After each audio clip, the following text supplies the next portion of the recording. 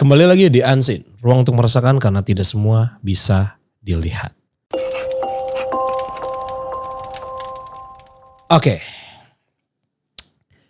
Menarik nih episode kali ini karena gua akan bacain cerita dari subscriber lagi. Ternyata banyak juga ya yang ngirim ceritanya. Gue ucapin terima kasih buat kalian yang udah ngirimin ceritanya, pengalamannya. Ya walaupun itu banyaknya cerita yang menyeramkan ya.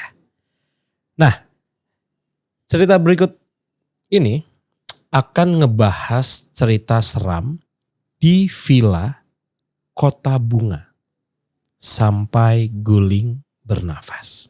Sebelum ke ceritanya jangan lupa untuk subscribe. Boleh like juga gak sih? Like abang aja ya. Oke, kita langsung aja ke cerita pertama. Ini dari Tiara Eka Sevitri dengan judul Villa Kota Bunga. Assalamualaikum warahmatullahi wabarakatuh. Perkenalkan, nama aku Tiara. Di sini aku mau berbagi pengalaman cerita serem aku nih bang. Di daerah Bogor, tepatnya di Villa Kota Bunga.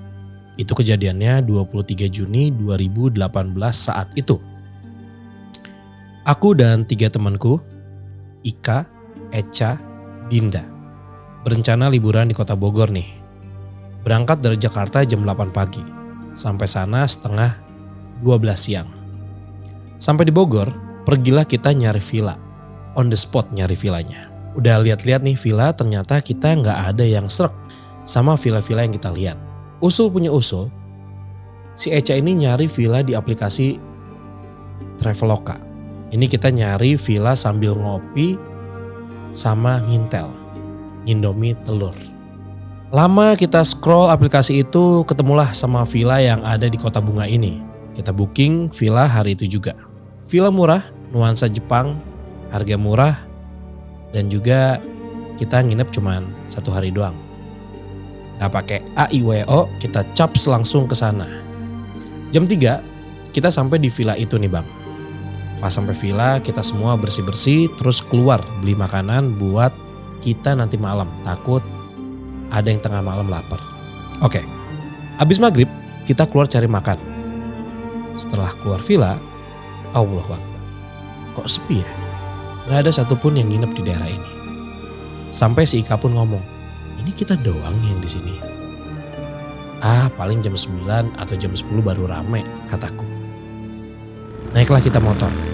2 motor nih. Aku sama Ika, Echa sama Dinda. Terus tiba-tiba Echa ngerem mendadak. Kenapa lu? Tanya aku. Enggak. Tadi gue ngeliat orang itu. Kan gelap ya. Dia ngapain ya di situ? Yaelah namanya juga villa. Itu orang juga yang jaga villa kali. Jawab Dinda. Yaudah buruan kalau misalnya kelamaan di luar takut nanti masuk angin, kata Ika. Jalan lagi lah kita ke depan jalan yang jauh banget dari gerbang. Sepanjang jalan ke depan gerbang, pencahayaan juga minim banget. Sat-set gak pakai lama, beli apa aja buat nanti di villa. Baiklah kita ke villa ini. Jalan lagi, masuk ke gerbang lagi. Setelah itu, kok kita muter-muter aja ya di blok ini ya? Sedangkan villa kita aja bloknya masih di belakang. Ika bilang, ini bener kan ya lewat sini? Iya bener lewat sini tadi kita, kata Dinda. Jujur di situ memang gak ada pos satpam. Adapun itu gak ada satpamnya. Makanya kita bingung. Udah sampai situ aku dan teman-teman bingung kemana lagi nih jalur. Padahal ini jalur yang udah kita lewatin tadi. Yaudah sini dulu deh, tenangin dulu. Jangan pada panik, kataku. Baca bismillah, ayat kursi jangan sampai putus ya. Pokoknya lu baca-baca yang lu pada bisa, kataku lagi. Lah bener. Kita baca ayat kursi, gak lama kita sampai villa. Keluar habis maghrib, balik-balik villa jam 9 malam. Udah kan sampai villa kita masak nih buat makan. Masak, makan, isyaan, terus tidur karena emang udah capek banget kan ya. Jakarta puncak naik motor. Jadi abis itu pun mutusin untuk tidur. Nah aku sama Echa tidur kok dadanya sesek. Kayak berat banget gitu, ini badan tuh. Terus aku ngomong sama Echa, Ca lu nyesek gak sih? Kok gue nyesek ya? kata Eca. Lu masuk angin kali lu. Udahlah mungkin bener kali ya masuk angin. Lagi tidur enak-enak kok berisik ya. Banyak suara anak kecil pada main, pada teriak-teriakan. Pas aku lihat jam, waduh, jam 1:30 malam nih. Aku kira itu tuh udah pagi kan ya, soalnya banyak banget suara anak-anak. Pas lihat ke jendela, lah kok anak-anak kecilnya pada nggak ada. Tadi kayaknya ramai banget ya, lagi pada main. Sampai ayunan pun memang goyang yang aku lihat itu juga. Dan aku gak mau pikir panjang dan gak mau mikir yang aneh-aneh. Mungkin anak-anaknya udah pada masuk ke villa kali. Lanjutlah aku tidur. Kok ramai lagi nih? Pas aku lihat lagi gak ada siapa-siapa. Udahlah, aku bangunin semua temen-temenku. Aku ngomong sama mereka. Gue gak bisa tidur nih. Dada gue nyesek banget. Ya elah, lu ganggu tidur orang aja. Lu gak capek emang? Tanya Ika. Aku diem. Terus aku bilang, lu pada denger gak sih suara anak kecil pada main? Iya gue denger. Itu orang depan kali ngisi villa kita, kata Ika. Gak ada orang sama sekali di villa itu. Sumpah gue udah lihat soalnya. Terus tiba-tiba air keran bunyi sendiri. Waduh. Udah deh, saat itu, detik itu pun kita beresin barang-barang kita cabut langsung keluar dari villa itu. Pada saat itu juga gak pakai lama. Cabut, bawa motor juga, udah kacau banget ngegasnya. Semua yang tadi kita beli di Alfamart gak ada yang kita bawa, kita cuman bawa barang yang kita bawa dari rumah saja. Kita info ke penjaga villanya, kalau jam itu juga kita mutusin untuk keluar dari villa. Dan di sepanjang jalan kita keluar villa, kita diketawain sama kuntilanak. Kebayang gak sih bang? Naik motor kenceng, suara kuntilanaknya ngikutin. Kayak dia lagi terbang di atas kita aja gitu. Sampai gerbang. Kita diskusi lagi nih. Mau nyari penginapan lagi apa pulang? Dan ternyata kesepakatan kita berempat mutusin untuk balik ke Jakarta. Dan sampai sekarang pun gak lagi-lagi deh. Nginep-nginep di villa yang modelnya asli, serem banget. Udah segitu aja ceritanya, semoga emailku dibaca. Terima kasih, sehat selalu buat Bang Fadi Iskandar dan tim Fadi Potret. Waalaikumsalam warahmatullahi wabarakatuh. Terima kasih buat Tiara untuk ceritanya. Wow, sebenarnya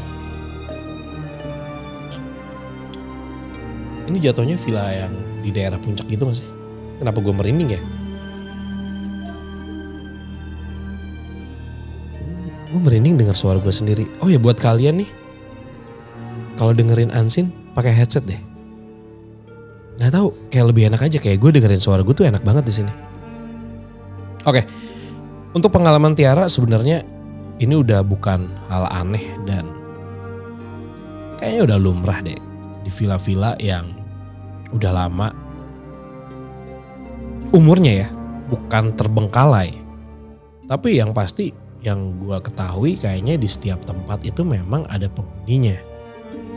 Yang gue gak dengar dari cerita itu adalah walaupun villa itu sebenarnya disewain dan berpenghuni. Misalnya berpenghuni, tapi rata-rata kayak villa disewain karena ya orang kaya udah kelebihan rumah aja makanya villanya disewain gitu. Dan itu juga salah satu bentuk investasi zaman dulu. Kalau sekarang nyewainnya apartemen gitu. Jadi kalau misalnya yang gue tahu dari villa-villa karena gini. Dulu gue punya pengalaman juga waktu gue SMP. Bareng sama teman-teman gue mau liburan di villa. Kalau kejadian-kejadian kayak gitu tuh kayak udah sering aja gitu. Kayak diketawain kuntilanak gitu. Terus temen gue ada yang ngeliat pocong. Kena setan apa? Oh itu nyebutnya setan keder, diputer-puter. Kalau diputer-puter kayaknya enggak ya, gue belum pernah ngalamin.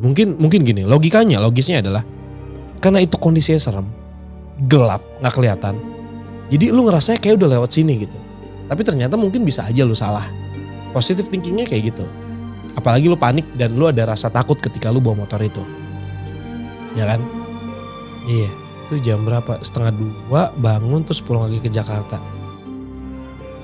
Dan gue sih kayaknya masih positive thinkingnya adalah itu nyesek gara-gara masuk angin guys. Fix, lu belum makan dari Jakarta, lu ngopi, lu lupa makan guys. Asli. Jangankan kalian, gua pun pasti udah keder tuh.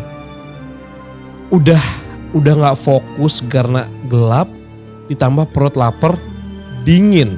Dan lu harus tahu bahwa perbedaan cuaca atau suhu di Jakarta dan juga di puncak drastis bro. Sis. Oke, kita lanjut ke cerita kita. Ini apa? Ada gambar. Oh, ada rekaman. Wow, oke, kita tayangin dulu rekamannya. Ini dari Tiara nih. Oke, Tiara ngirimin rekamannya ke kita. Kita puterin dulu rekamannya. Oh, lucu ya, Jepang-Jepang gitu gayanya ya. Tapi masih bagus loh ini.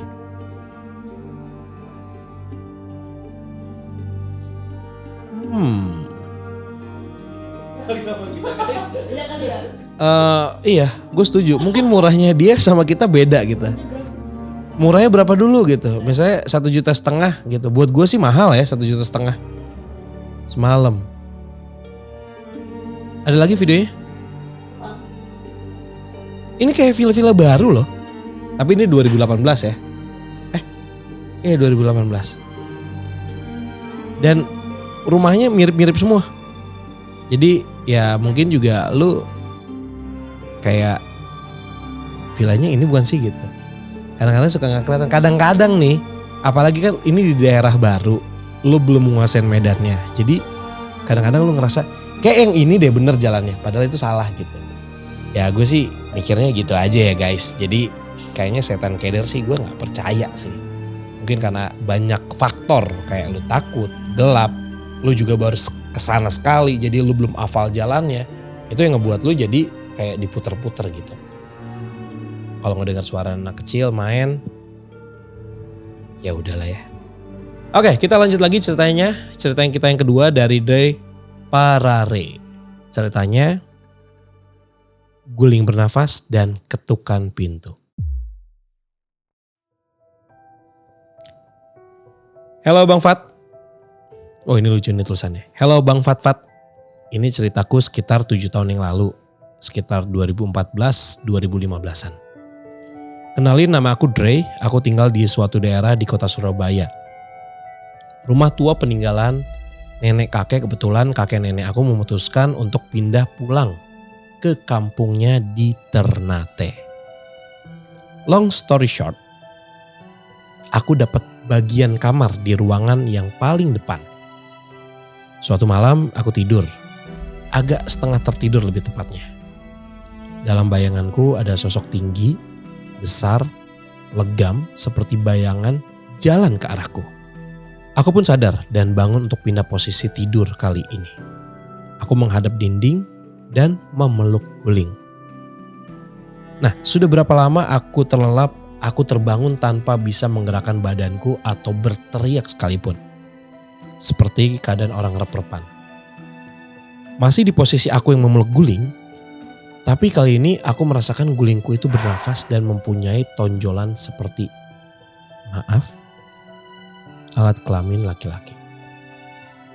Tidak berapa lama akhirnya aku berhasil lempar itu guling ke arah bawah kasur dan lari keluar kamar sambil mencerna apa yang baru saja terjadi. Tapi ternyata itu bukanlah hal horor terakhir yang kami alami. 2 minggu setelah kejadianku, ada sepupu datang untuk menginap. Ya, di kamarku. Selimut yang dipakainya ketika tidur pun ditarik dari arah bawah oleh sesuatu yang tidak bisa kami lihat. Sepupuku bilang, janganlah tarik-tarik selimut. Lalu aku jawab, mana ada. Tanganku sampai untuk narik selimut itu sambil memperagakan bahwa ini tanganku tuh gak nyampe untuk menarik selimut itu. Gimana cara menjangkaunya gitu. Dia yang awalnya ku ceritakan tentang gulingku yang berubah bernafas, itu tidak percaya. Dan mulai malam itu, dia jadi saksi sendiri bahwa ada penghuni lain selain aku. Ada beberapa hal janggal yang terjadi lainnya termasuk ketukan pintu sebanyak 3 kali yang selalu terdengar di pukul 2 atau 3 pagi Dan kejadian ketuk pintu itu mulai dari April 2022. Dan masih terjadi hingga hari ini dengan jumlah ketukan yang sama di jam-jam tertentu. Antara jam 2 sampai jam 3 pagi. Terima kasih sudah boleh bercerita. Salam. Ketukan 3 kali.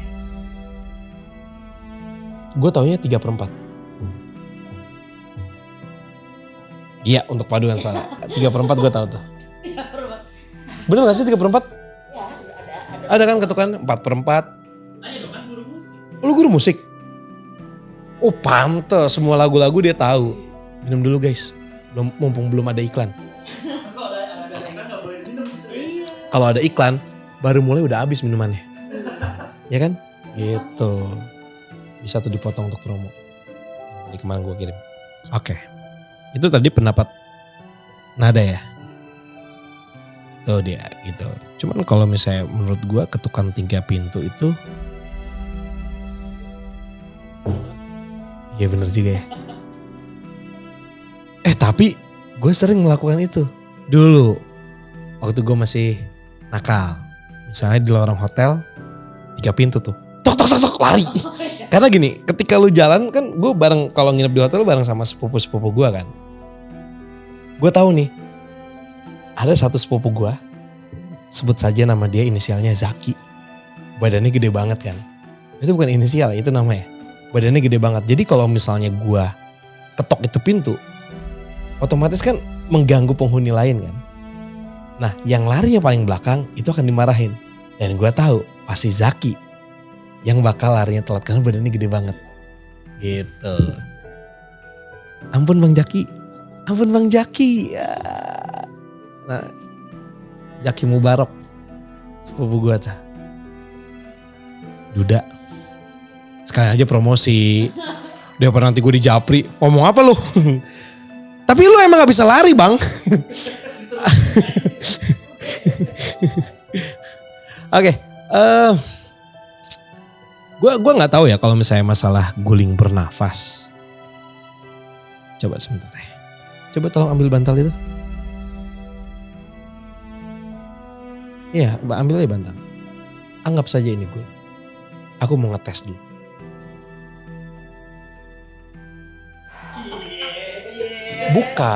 Bukan cie. Ketika kita meluk guling, itu kan nempel kan. Ketika kita nafas, mantul. Nah yang nonjol itu, saya tidak tahu. Mungkin, ini Grey ini cewek apa cowok? Cowok ya? Nggak tahu cowok apa cewek. Ada Mbak yang biasa manggil Fat. Oke. Dari gue, selama lu gak ngeliat muka, udah aman, itu adalah guling. Gitu aja. Selama lu gak ngeliat muka, jangan berharap itu, ini kayak pocong deh. Enggak. Selama lu gak ngeliat mukanya, udah itu pasti guling. Urusan bernafas, coba lu cobain tempel. Itu kadang-kadang bisa mantul men, udara. Nih ya, ini nih. Iya kan? Ini kayak gini nih. Nih, gua hembusin napas. Jenggot gua geter. Iya, kayak gitu. Ya gue positive thinking aja. Selimut ditarik. Kadang-kadang kita nggak sadar. Ketika kita kakinya gerak-gerak gitu kan selimut kegeser-geser. Gitu. Kecuali tariknya langsung set gitu. Mendingan lu lari begitu. Kalau kayak yoi gitu. So far so good. Gue belum pernah sih ngerasain kayak gitu. Hah? Enggak, kalaupun ada gue bilang jangan selimut yang ini, di lemari ada. Ini selimut kesayangan gue, jangan rebutan gitu. Oke, oh ada 3 cerita ternyata. Tadi saya di prank katanya 2 cerita, minum dulu gue. Sialan. Oke, kita ke cerita kita yang terakhir. Ini cerita yang ketiga ini datang dari Juliana Elizabeth. Widih, tukang cendol nih. Channel Elizabeth? Hah? Coba lu cari channel Elizabeth, itu legend men di Bandung. Ya gak? Kalau martabak San Francisco. Tapi jujur kemarin gue ke San Francisco, gue nyari martabak kagak ada cuy. Gue cari martabak kagak ada. Adanya sandwich, pizza, burger. Judulnya adalah Barong. Halo Bang Fadi, aku Julia dari Bandung. Tuh kan dari Bandung, pasti tahu nih. Aku mau cerita, di tahun 2021 kemarin, keluargaku tiba-tiba sakit semuanya. Dari aku, ibuku, dan 2 adik aku. Ayahku lagi kerja di luar kota jadi gak kena sakit. Aku memang orangnya sedikit peka dengan adanya sosok tak kasat mata, ya mungkin itu keturunan kakekku. Awalnya aku melihat bayangan di rumah, aku pikir mungkin salah lihat aja kali atau ilusi saja. Nah 3 hari berturut-turut aku selalu melihat bayangan itu dan masih di tempat itu. Awalnya aku tidak ingin bercerita ke siapapun karena kalau misalnya cerita pasti aku yang keganggu. Dengan terpaksa kemudian aku berceritalah kepada ibuku kalau aku melihat bayangan terus menerus sudah 3 hari berturut-turut. Ibuku bertanya, emang apa yang kamu lihat? Yang aku lihat hanyalah bayangan saja. Tapi anehnya yang dikasih tunjuk sama sosok ini kan hanya bayangan. Tapi aku langsung tahu dia itu apa. Dan ibuku menanyakan kembali. Apa itu? Ya aku jawab, seperti barong matanya. Besar dan ada taringnya. Badannya besar. Siangnya aku bicara ke ibuku. Malamnya aku demam, panas, badannya gak enak, dan esok harinya ibuku manggil gembalanya karena ibuku Kristen. Ibu gembala ini baca-baca. Ibuku dan aku berbeda agama. Lanjut, ibu gembala ini sambil baca doa dari depan rumah sampai belakang sambil video ruangannya. Jadi sambil diambil video ruangannya gitu ya. Setelah itu ibu gembala selesai, dia langsung pamit pulang. Setelah pulang, beliau mengirim gambar melalui WhatsApp dan beliau bilang, sosok ini yang saya temukan di rumahmu, banyak doa saja. Semua orang rumah terkejut karena penampakan itu sangat jelas. Di foto badannya besar, berbulu, matanya berwarna merah, besar melotot, lidahnya menjulur keluar dan ada taringnya. Persis yang saya lihat.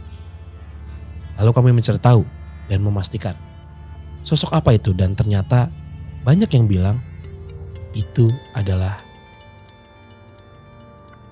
genderuwo. Kami setiap hari berdoa terus agar makhluk itu tidak mengganggu. Aku dan keluarga semuanya sakit sampai tidak bisa berdiri dan hanya bisa berbaring saja. Awal sakit aku pikir mungkin kecapean aja, ternyata serentak. Semua sakit sampai adik paling kecil juga sakit dan kita sakit kurang lebih selama 2 minggu. Tapi alhamdulillah berkat banyak yang mendoakan kami pun sembuh. Terima kasih. Kamu nanya apa? Abang pernah lihat genderuwo? Nih. Masa genderuwonya basket? Oh, tapi lucu deh, rambutnya dipotong baru. Iya kan lucu. Jangankan gini, gue ngaca aja gue serem bro. Gue ngeliat muka diri gue sendiri aja di kaca gue serem. Jadi jangankan genderuwo, gue ngeliat muka gue aja udah serem gitu. Enggak gitu. Oke. Sebenarnya kita pernah ceritain di episode Unseen yang mana ya, bahwa kadang-kadang ketika kita istilahnya gini, berbenturan dengan energi, itu kadang-kadang bikin kita kok badan jadi gak enak. Itu wajar sih menurut, karena energi. Karena yang gue tahu energi itu kekal, tidak bisa dihancurkan. Benar gak sih pelajaran IPA? Ya kan?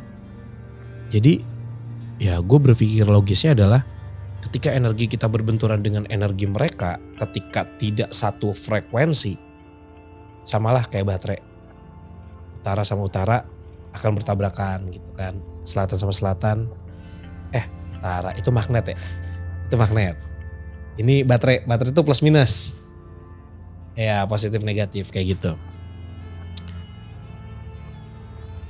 Ya udahlah, yang penting udah sembuh sekarang, udah banyak yang doain. Tapi bener sih, banyak berdoa itu penting gitu. Tapi ini gue bingung deh, ini rumah dia sendiri.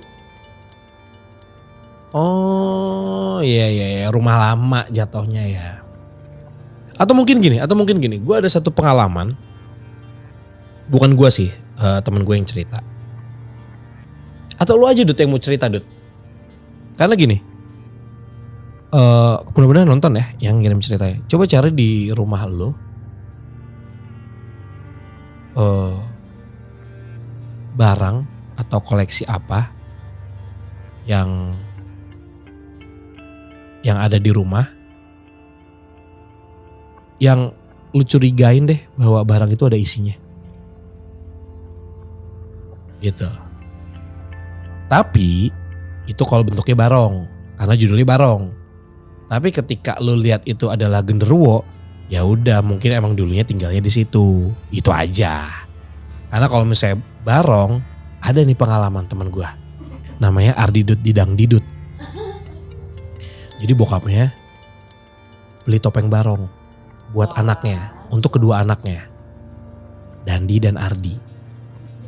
Tapi dipajang, satu depan rumah di luar, di dalam rumah tapi ngarah keluar, satu lagi di kamar. Lu gak enak badan kan? Dandi yang gak enak badan. Wah pokoknya gak enak banget. Dan tidur tuh cemas pokoknya. Yang dimimpin siapa ya? Lu bangun. Yang di bawah dekat lapangan bola kan? Gila, rumahnya Ardi ada lapangan bola guys. Ini. Enggak, biar ada suara lainnya lagi. Kalau ya terserah in frame juga boleh. Jadi kayak lagi nari aja sih. Jadi kayak lu tau kan kalau misalnya nari kayak Bali yang kan gitu, ada ya. cekak ada gitunya kan. Iya. Nah itu tuh kedengeran banget di bawah. Kan di bawah itu, jadi kan kamar gue beneran di atasnya itu banget, di atasnya si barong itu banget. Jadi kamar gue itu di atas garasi yang sekarang dipakai jadi tempat duduk kalau misalnya lagi. Jadi dulunya garasi, tapi sekarang jadi tempat nongkrong, duduk di situlah buat kayak ngerokok atau apa gitu. Terus jadinya di bawah itu tuh rame, gue kayak apaan lagi gitu kan. Besokannya ya, tanyalah gue mau bokap.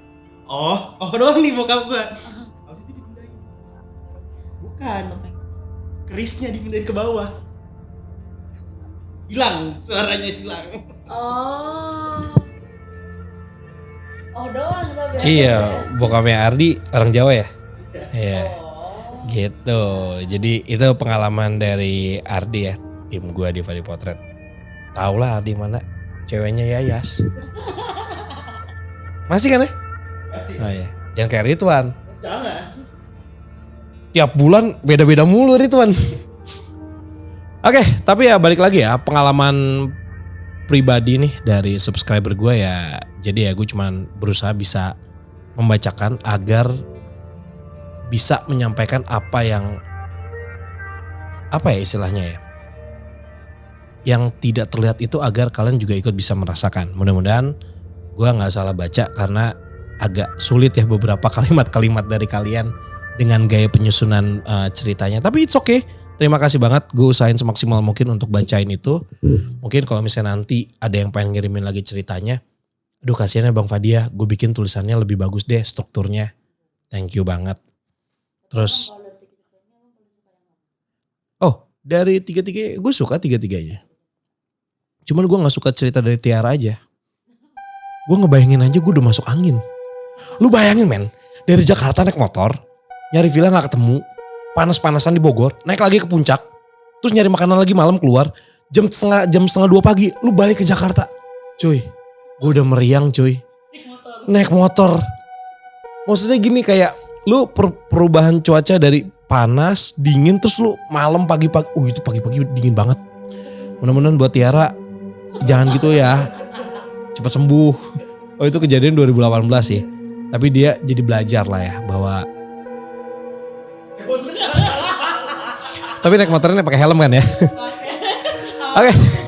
Oke, terima kasih udah dengar 3 cerita yang tadi udah masuk ke email kita. Gue tungguin yang lain kalau misalnya pengen cerita atau mungkin ada pengalaman apapun itu, bisa kirimin cerita kalian di fadipotret@gmail.com dan yang terpilih akan gue bacain di konten Unseen selanjutnya. Jangan lupa komen, like, subscribe dan juga nyalain lonceng.